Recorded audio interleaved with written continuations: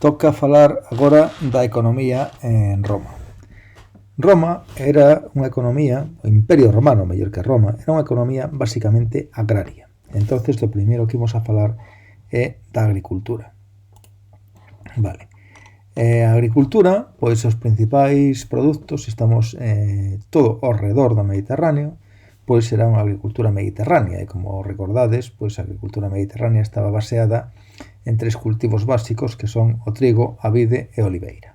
E despois, pois, además, froitas, verduras, etc. Os romanos, pois, foron grandes innovadores na agricultura en todas as partes do imperio en donde chegaron, pois foron introducindo técnicas que eran prácticamente as mismas en todos os sitios, aínda que adaptadas pois ao clima de cada rexión e ao tipo de terreo. Introduciron pois o regadío, o sea, facieron canles para regar as plantacións, novas ferramentas, algunha das cuales ainda se mantivo en uso hasta aí moi pouco, como o arado romano. Moitos de vós ainda seguramente nas casas dos vosos avós hai algún deste tipo que permitía pois furar máis abaixo a terra e aireala mellor. Os muiños, por exemplo, que eran este tipo de muiños que se movían con tracción humana ou animal. Este tipo de muiños, como que hai aquí, que hai un moi chulo na Domus de Motreo, aquí en Lugo. Se ides algún día a Domus, pois ali teñen abaixo un muiño moi chulo deste tipo. Se é moi parecido a este está roto, se botábase por aquí o trigo ou que fora, e movíase e moía. Bueno, pois eran algunhas das ferramentas que se utilizaban. Ou grandes presas tamén para fabricar. Aquí hai algunha cousa que isto pois é unha almazara que non era seguramente para trigo, sino que era para aceite. Bueno, como se organizaban a agricultura? Pois había sobre todo grandes propietarios que poseían grandes extensións de terra, grandes latifundios. E non había minifundio como hai aquí hoxe en Galicia, sino que estos terreos pois pertenecían a grandes señores e tiñan a traballadores ou escravos que traballaban esos latifundios. O centro do latifundio era o que se chamaba a villa.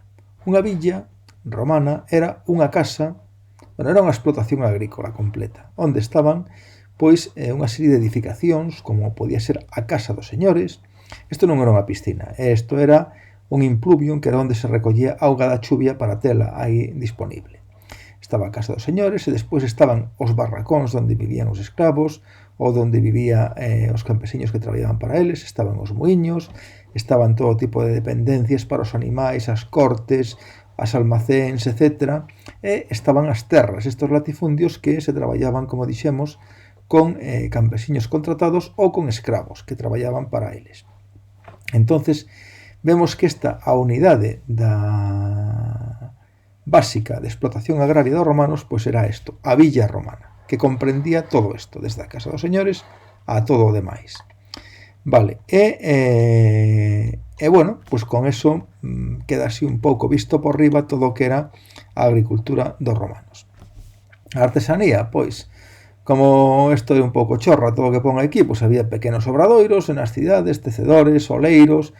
Imos a ver despois un vídeo que vos colgo sobre Lugo, que decía que a zona norte de Lugo pois era unha zona onde traballaban oleiros, aí todos que se dedicaban a traballar, a cocer barro aí, a facer cerámica, etc. Había tecedores, había carpinteiros, había de todo isto. E tamén había industrias máis grandes, sobre todo a construción de barcos, e tamén unhas industrias que se daban moito no sur de España, que eran o salgado de peixe, e unha industria moi coñecida que producía unha cousa que era moi demandada no mundo romano, unha salsa que era o garum, unha salsa que se botaba a todo tipo de comidas. O garum era unha porquería que se facía nestas cisternas que hai por aquí. Aquí botábase todo tipo de peixe podre, morto, vísceras de peixes, todas estas cousas botábanse aquí e deixábanse fermentar. E despois desa fermentación, pois salían unhas cousas que hoxe en día perdeuse a receta, pero a través de cousas que se atoparon pois, en arqueoloxía, en ánforas que levaban garum, de recetas que estaban escritas e cousas destas, pois trátase de conseguir algo parecido. Son estas salsas que despois se botan para condimentar a comida. E iso parece que era demandadísimo en todo o Imperio Romano. Entonces o sur de España exportaba este garum, que nos parecería hoxe así, de saber como se fai algo totalmente noxento, pero que sería algo así, para todo o mundo, todo o Mediterráneo, para Roma e para todo o Mediterráneo. Vale, iso é unha curiosidade o do garum. E outras cousas sobre a economía do mundo romano, pois tamén era moi importante a minaría. A minaría, pois había explotacións de ouro, de prata, de chumbo, de mercurio, de estaño. As minas de mercurio de Almadén xa se explotaron os romanos, e unhas minas de ouro fomos a velas este ano, que eran as famosas médulas, que xa vistes como sacaban os romanos, o ouro os romanos. As minas explotábanse normalmente con escravos, e pertenecían ao Estado romano, pero moitas veces pois, alugaba a particulares para que as explotasen. E tamén había outras industrias de explotación de sal, nas salinas na costa mediterránea, etc. E, como decíamos, todos estes traballos pois, eran realizados normalmente con escravos, que eran traballos moi duros o da minería. O comercio tamén era moi importante. Para o comercio estableceron unha serie de calzadas romanas. As calzadas romanas eran como as autopistas de hoxe en día, e estaban moi ben preparadas, o sea, levaban unha serie de capas de firme, védelas aquí, e moitas delas, non todas estaban así, pero unha boa parte delas estaban completamente empedradas, e ainda se conservan algunhas delas, e por aquí circulaban a grandes velocidades para aquela época os carros tirados por mulas, por cabalos, etc., que permitían transportar e viaxar pois relativamente rápido entre as principais cidades do imperio. Aquí temos as vías romanas que había no Imperio Romano. Vedes que algunha, a 19 e a 20, que se chaman, esta iba desde Astúrica Augusta a Lucus Augusto, seguía a Brigantium, que sería a Coruña, e iban tamén a Brácara. Había outra de Lucus que iba a Brácara Augusta, etc. Entonces, pois había estas autopistas de hoxe en día que eran as vías romanas. Eso permitía pois o comercio entre todos os puntos do imperio, e tamén un comercio moi importante era o comercio marítimo. Pois desde o Báltico, por exemplo, pois traíase ámbar e peles, e desde a zona do Mediterráneo, pois levábase aceite de trigo para todo o imperio, sobre todo desde a Península Ibérica. E, outra serie de cousas que viñan de África, escravos, etc. E o comercio tamén, aparte destas vías romanas e estes portos que eran importantes, pois se viu facilitado pola existencia dunha mesma moeda en todo o imperio, como se fora o euro de hoxe en día. Pois todo este territorio ao redor do mar Mediterráneo utilizaba todo a mesma moeda. Entonces eso facilitaba moitísimos intercambios non había que andar facendo cambios dunhas moedas para outras entre todo este inmenso territorio.